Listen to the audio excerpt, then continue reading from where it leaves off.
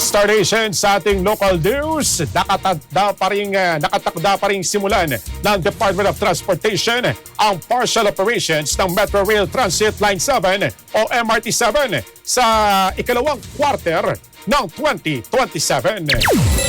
Ayon kay Transportation Secretary Giovanni Lopez, nasa tamang schedule naman daw ang proyekto at target pa rin ng ahensya na mabuksan ng 12 istasyon ng MRT-7 sa susunod na taon.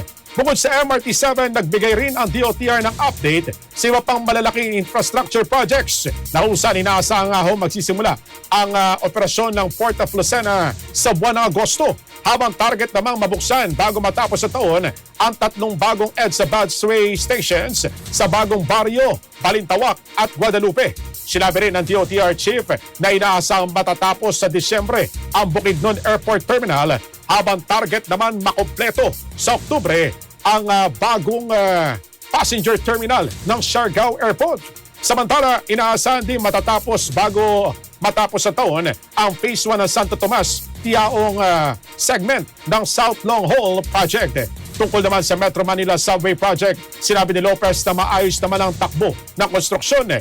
Ayon sa kanya, 90% na ng kinakailangang right-of-way acquisition ang natapos noong buwan ng Hunyo.